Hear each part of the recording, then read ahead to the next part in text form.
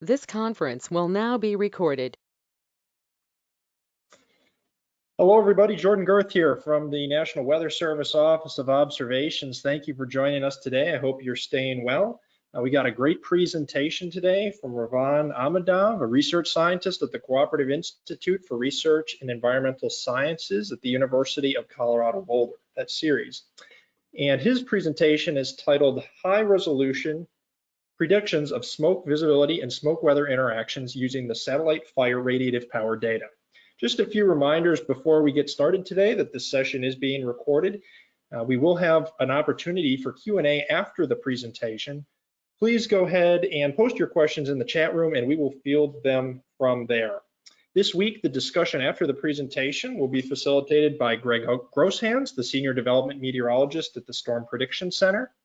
We are always looking for future presenters, so if you have an application that's relevant to operational meteorologists at our field offices, please get in touch with us. We'd love to have you present. Also, if you're looking for training material, we have Brian Mata and the team at the Office of the Chief Learning Officer that can help you create materials or help you locate materials that may already exist.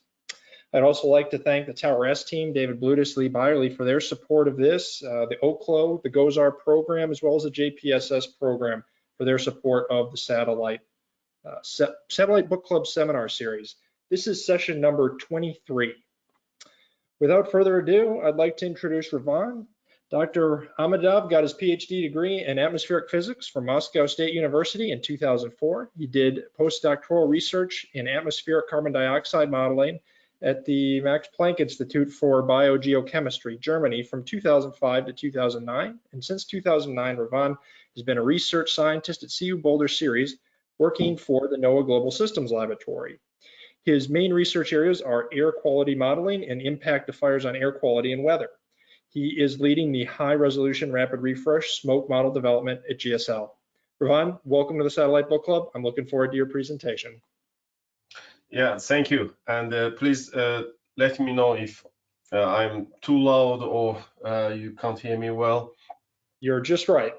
Yeah, thank you. So I would like to talk about the high resolution rapid refresh coupled with smoke model and how it improves the simulations of smoke visibility and also smoke weather interactions. And one of the pillars of the modeling system, especially for the smoke modeling, is the satellite data. And you will see how we are taking advantage of this data. And I want to emphasize that this is a teamwork, and many people have contributed to this project, also from Nestis. And the project is funded by the JPSS PGRR program. Next slide, please. So just a brief introduction. What are these models, the models that we use for smoke forecasting? Originally, rapid refresh and high resolution rapid refresh models were developed for weather forecasting in our lab, Global Systems Laboratory, located in Boulder. And these models are based on a well-known community model called WRF or WRF, but these systems, RAP and HRRR, have own data estimation systems and other physics schemes and so forth. And here you see the domain. The big domain is the RAP domain, and then two smaller nested domains. One covers Alaska, another CONUS region. So due to limited time, I'm just going to talk about the HRRR domain for CONUS, but as you see from this, as you can see on this plot, we have smoke forecasting for all these three domains, and the RAP domain is very important because we can get in the US, we can get smoke from Canadian fires or fires in Central America. And by simulating smoke in this RAP domain and then passing the boundary conditions onto the HRRR domain helps us to include, to forecast these long-range smoke transport events. So due to, as you know, from weather forecasters and all people who are involved in weather forecast modeling, they know that these models, you know, they are simulated in very tight schedule, and therefore we were not able to add full chemistry here. And what we did is we added just a single tracer, which is primary particulate matter or smoke from wildland fires. It can be a wildfire or controlled burn or agriculture fire. So in 2016, this project started, and in summer 2016, we started providing first experimental forecast products from the HRRR CONUS domain. And then other domains were added and many other improvements into this forecasting system. And another important development or novelty here is we simulate smoke in a coupled modeling framework, meaning that smoke affects the radiation in the model. Therefore, if there's dense smoke in some parts of the domains, the temperatures, consequently cloudiness, atmospheric stability, so the entire meteorology will be affected by smoke, which happens in reality, but this is a forecast model which simulates that. And in this November, as you see, actually in our notes, it was summer 2020 this year, but due to some technical difficulties, there's been delay. So the new versions of RAP and HRRR models, which also includes the smoke component, will be operational in this November at NCEP. Next slide, please. So in order to estimate the smoke emissions from all these different, fires, wildland fires, we use the fire radiative power data from 4 satellites, 2 VIIRS and 2 MODIS. Here you can see this equation where this is how we calculate the emissions. And FRE is fire radiative energy, which is calculated by integrating FRP in time. So a lot of assumptions go into this. We can talk for many hours about how we estimate emissions, what are the challenges, but of course we won't have time. But the bottom line here is by using the FRP data and also taking into account the land use category, land use information, we estimate the fire emissions, but it's not just one FRP. We look at the FRP data for over 24 hours time period and make our algorithm determines if this is a short-term, some small fire which will not last long, or it's a big wildfire which probably will burn for several days. So on this slide, what I show is one of the snapshots of average FRP. When I say average, I mean in 24 hours, mapped onto 3x3 kilometer grid boxes. That's a HRRR domain's resolution. So it's a very high resolution for the entire CONUS domain for August 19th, 2018.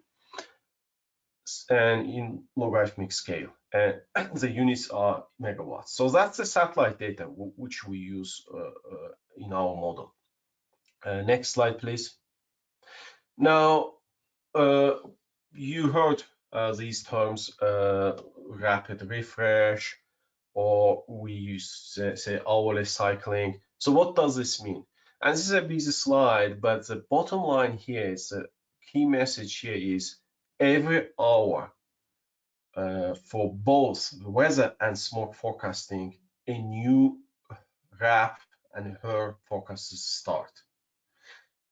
My colleagues, when they developed HRRR, they did not, the smoke wasn't on the agenda. They developed this for extreme weather, for storms, and so forth. However, as you see, such models are also valuable for smoke forecasting, because we all know that fires can start anytime. So we need to ingest that information as soon as the satellites provide to us into the models with the shortest possible latency. And these forecasts, they go up to 48 hours, 4 times a day. Other times they go up to 18 hours. So the forecast length varies, but the bottom line here is, again, every hour we have a new forecast going on. Next slide, please. So another novelty here is we use the FRP data also for to parameterize or to simulate the fire plume rise. So the FRP data helps us in for two purposes here. One is, again, the emissions, another is to estimate the fire heat flux, which is a key parameter to estimate how high the plume will be injected from a given fire. This is also quite a complex process, and you see these equations, but again, the bottom line here is FRP data is also valuable here, and this is one of other novelties of this model. Next slide, please. So some examples of our smoke forecasting. For example, I mentioned 2018 August, and 2018 was one of the extreme fire seasons. Now we actually, we all are kind of in our minds is 2020, this year's fire season. But when you look back, 2018 also was bad, but of course not as bad as this year. So this is vertical integrated smoke, another diagnostic or forecast product, which shows the total aerosol burden, or how much basically smoke, how much mass is in a given 3x3 in square meters or per square meters. But again, this information comes from 3-kilometer resolution model, because smoke can be in boundary and aloft, and many times actual smoke is aloft, which affects solar radiation, cloudiness, and other weather parameters. Next slide, please. And to show one of the examples how complex is the vertical distribution of smoke, what I show here is the cross section, vertical cross section, south-north direction, and you see that the deepest or tallest smoke plume is from the Mendocino compressed fire. I believe up to this big fire, which is still burning in California, this Mendocino compressed fire was considered the largest in terms of burned area in California's history. So again, you can see in what parts of the along that line you see on the left panel, where depending on compressed terrain and depending on fire heat flux, how high the smoke is distributed in the atmosphere. Next slide, please. So here what I show is an animation of near surface smoke, the smokes that actually we breathe or affects our our lungs or visibility near surface. So this is we call near surface smoke, and what is shown here is a hourly simulation of the smoke concentrations over the northwestern part of the US. And on the right panel, you can see the PM2.5 concentrations readings from the from EPA's AirNow network at in the evening, August 19th, again 2018. And next, just one click. Okay, yeah, this is one of the extreme smoke episodes in the northwestern US, and you can see from the news media during this event there were multiple delays in, for example, in Seattle airport. So this is a reminder that smoke doesn't affect just air quality; it also can affect many our activities or also sectors of economy. Next slide, please.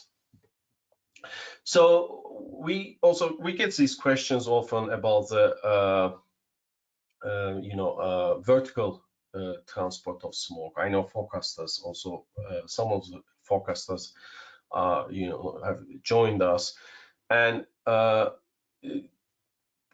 but we don't have data. Very sparse data is available to evaluate the vertical distribution of smoke, and the field campaigns are conducted usually by NOAA and NASA to study the chemistry and also to sample these smoke plumes from wildfires. So this is in 2019. I'm kind of jumping between these years because this field campaign took place in 2019, although the fire season wasn't as extreme as 2018, but still there were wildfires. So this is a Williams fire. You can see these photos, which there's this loop of the photos. But if you look at this map, you see it's in the northeastern part of state of Washington, and not too far from Spokane. Next slide. So that colored, the trajectory of the aircraft with those numbers. Numbers are times, hour of the day. In UTC, what those colored markers show is different transects of the aircraft going through the smoke plume. And what the aircraft measured? This is organic aerosol, but that's the aerosol which is smoke is made of, almost 99%. And in black, you see here in this time series the measured smoke concentrations in micrograms per cubic meter. So, and in red, the HRRR smoke forecast. What's interesting here is if you look at the scale, the smoke concentrations aloft. This is above boundary layer, about 3 kilometers, 3.3 kilometers above ground. At that altitude, the smoke concentrations go from very clean air, where almost zero, to 1,000 micrograms. And when we have these extreme smoke events in Seattle or Portland, Oregon, the concentrations reached 200, 300. Now imagine 1,000 micrograms. And these steep concentrations are simulated quite reasonably well by HRRR smoke, again, owing to the satellite FRP data, which are used for both the emissions and plume rise estimates. Next slide, please. So, of course, I need to also mention the 2025 season. That we are we have just started looking at the data. So many interesting cases, but this is just an animation showing which shows the smoke transport from the wildfires in California and Oregon, and going all the way to the eastern US and also Europe. We have tons of evidence of the smoke, long-range smoke transport during the last summer. Next slide, please. Another interesting phenomenon, especially this year, it was observed numerous times, is the dimming of solar radiation. And you heard that, almost maybe some of you have experienced some areas in the US, like the Bay Area, experienced days when it was just dark throughout the day. And that was caused by this very, very heavy smoke. So HRRR-Smoke is used not just to focus smoke, also such processes. And here two HRRR focuses are shown. Now this might be a little confusing. What's HRRR NCEPS? This is a currently operational HRRR model, which is used for weather forecasting by NOAA, but it does not include any smoke. So as a result of that, for the northwestern US, most of these areas are, they just, what the model shows, a lot of solar radiation is reaching the surface. And also note that this has implications for solar energy production. But on the right panel, you see this similar, the same incoming solar direct radiation, not diagnostics from the model or forecast. However, it shows huge reductions, especially over Oregon, Washington, and several other states. And as you see, sometimes the radiation goes to almost zero. So it's like dark during the daytime or afternoon. And it is I also added a photo from the media showing how much low visibility was in Seattle, for example, in September, mid-September this year. So this is again those processes or those events that were described in the media. Next slide, please. And temperature, of course, if we get less solar radiation, then temperatures won't go as high as we expect. And this also happened here in Colorado or in Front Range, and not just one, many times this year. So this is just one example from the Spokane Airport. This is in 2018, and again, we analyzed that that time period in detail. And three graphs you see here, time series. In black, the measured observed air temperature from Spokane Airport. Red is HRRR-Smoke. Basically, it includes smoke, and blue is a regular HRRR, which is operational, and also many other models. Almost all of the models, besides HRRR-Smoke, are they will exhibit something similar. Basically, what the blue line tells us is there's this huge estimate of temperature forecast. Now, still, even with the HRRR-Smoke, we overestimate temperature, but much better than this the blue line. And I can talk about that if there's interest, but this is just to show how much difference it could be. 10 Fahrenheit or 20 Fahrenheit. I mean, again, the forecasters know this very well from their experience, that these dense smoke events lead to reduced temperatures, but that means also convective environment change and many other atmospheric and weather processes will be completely different due to smoke. Next slide, please. 2 minutes, Ravan. Sure. Yeah, I know. Yeah, and of the weather forecasters, or like in our field, we have to rely on more rigorous statistics.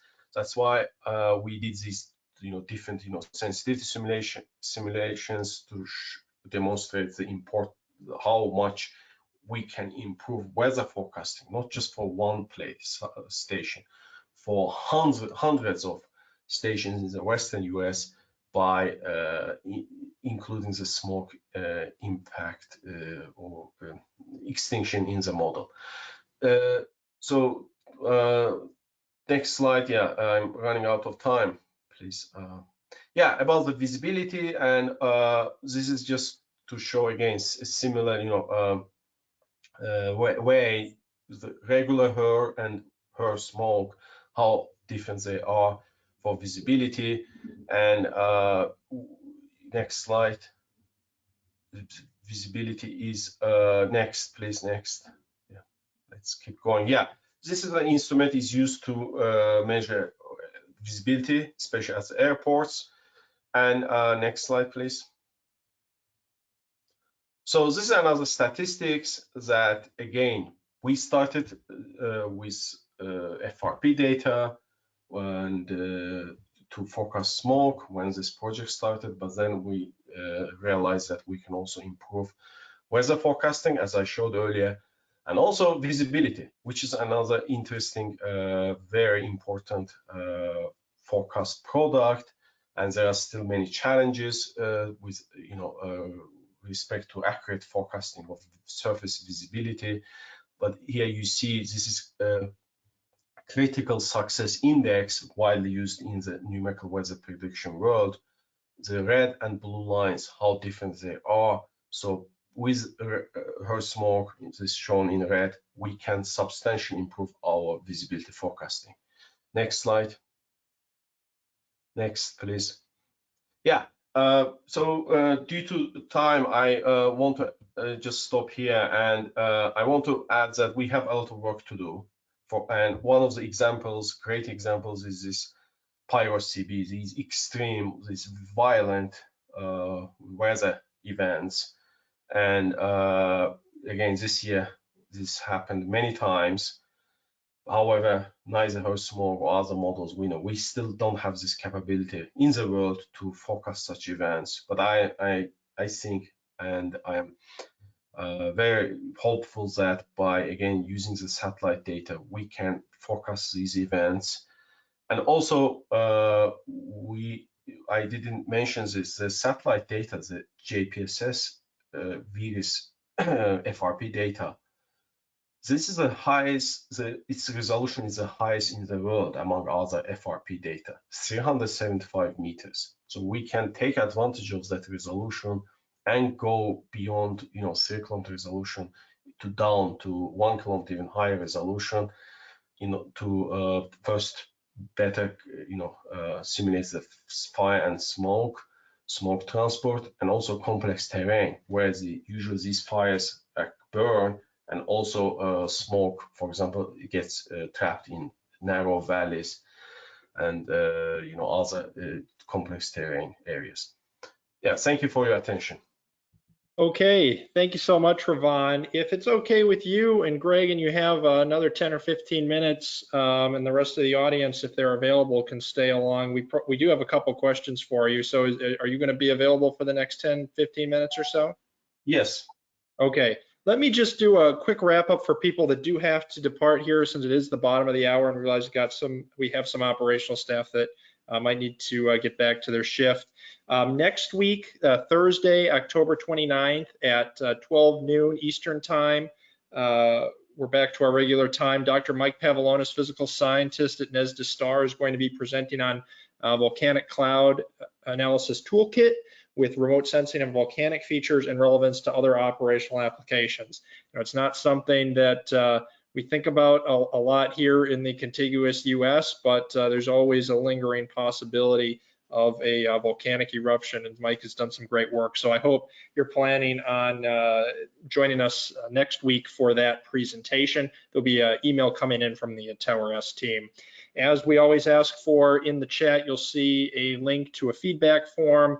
we're interested in making sure the Satellite Book Club is meeting your needs. So please take some time to fill that out this afternoon. All right, and with that, if you have to depart, I hope you're staying well. Have a good rest of your day. If you have a couple more minutes to join us, Ravan's going to hang around, and I'll turn it back over to Greg. Greg, thank you.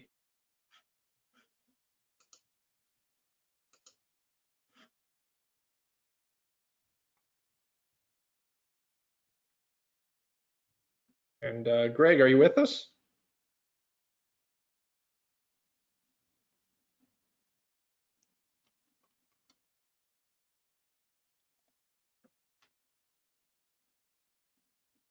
Okay. Can you hear me now? Oh, there we go. Yep, we got you. Okay, I think that goes on mute. Okay. Thanks for that. Thanks for that great presentation, Ravan. Several questions. One from Scott Lindstrom, who asks if there's any plans to use GOES FRP in the future. The Terra and Aqua satellites are very old and relying just on N20 and SMPP, which have poor temporal resolution. Seems like it could be a problem. What are your thoughts on that? Yes, this question we get frequently, and I want to also emphasize one detail here is for forecasters, of course, what's important is the fire detection. However, for us, for smoke forecasters or modelers, it's not just the fire detection data, also the fire radiative power. So GOES-R data is very promising, and we have looked at the data already, and we are going to ingest, and frankly, due to this operational implementation, which is, you know, another like a lot of technical details, a lot of, you know, it's a long process. So we haven't started ingesting the GOES-R data. But we also need to make sure that the GOES-R data, the data quality, again, the fire radiative power, the quantitative information is reliable as the VIIRS and MODIS data, so we can ingest. Because there were cases other models did that, and they in the beginning GOES-R had false detections or too high FRP, and just caused problems. And frankly, you know, if you are a forecaster and you get this huge smoke forecast from us, which is not reliable, you know, which is completely off, that of course won't look good for our model. But yes, we are planning, and also we have plans with Nestis, with Ivan Cesar, his team, to ingest this data from the European satellites, because as you said, MODIS satellites, they, you know, their lifetime is it's near the end of lifetime. Thank you. What are some limitations of the satellite fire detections? First of all, it's cloudy. Fires won't be detected. And second is dense smoke. For example, we observed this during the campfire, when a lot of smoke got accumulated over the fire in Central Valley, parts of the Central Valley. So again, clouds and dense smoke, I would say those are like major limitations of any satellite detections of fires. Okay. Eden has a question. It's the near surface radiation from the model isn't available online that he could find, and he was wondering when that might be made available. And it could have a huge benefit not only to temperature and RH forecasting, but also for fire behavior, as the reduced radiation has an impact on fuel temperature and moisture. So all the data, all the meteorological variables, including the radiation, a number of the radiation diagnostics available from HRRR are available either on our website I can point you. I had this URL, or you can get. I mean, I believe the WFOs receive. They pull our Crypto files, and they visualize for the small focuses in AWIPS, for example, and the same way they can visualize the radiation data. If you can't find, yeah, please contact me. I'm curious, like what type of outreach you've had besides the Weather Service in terms of the smoke model and how it might benefit other users or partners like emergency managers or the aviation community out west. What kind of feedback have you got from those different types of groups? So we have been collaborating with many groups, and for example, Bay Area Air Quality Management District, and they have been providing us with valuable feedback. And for example, the Bay Area, this oceans, the bay, and the city, the slopes around the Bay Area, all those factors come to play are important. How smoke is distributed or advected around the Bay Area, and they have been telling us in which cases the model works well, in which cases the model struggles. So this is one of the examples of this great like interaction with the forecasters. And regarding the aviation applications, yes. For example, I show the vertical cross-section plots, and the aviation support, or forecasters who support the aviation operations, they've been very interested in such plots. And also, if you go to our webpage now, we provide vertical cross sections for some parts of the country. But we are open, and we have been also talking to the Aviation Center of NOAA, and we are happy to get to work with them and to continue working with them, and see how we can help with the operations.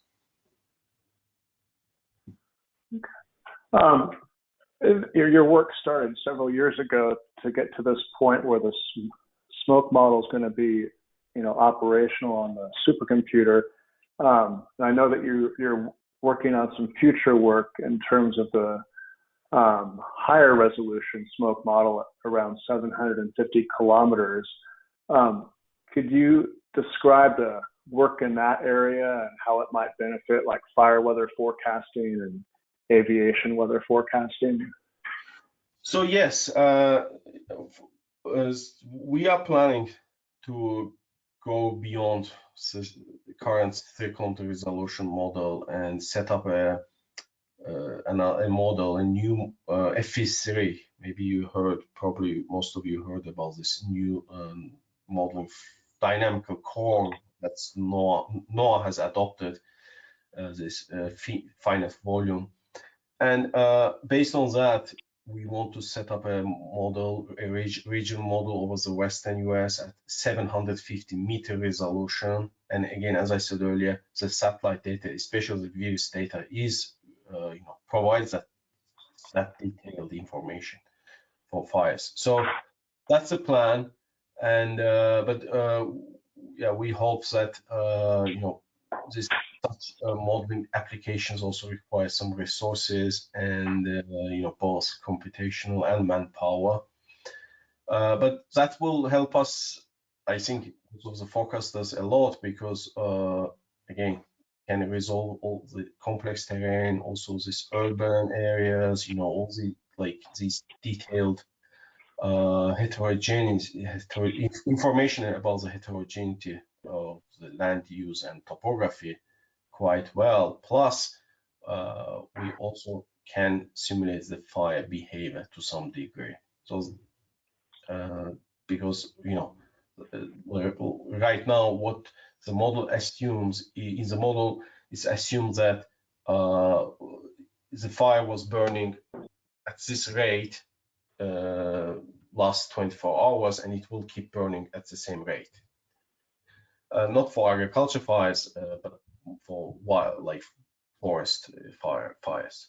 And we all know that that's not the case. Always there's this weather impact and other changes. So in order to forecast or to take into consideration those processes, we need to go to higher resolution.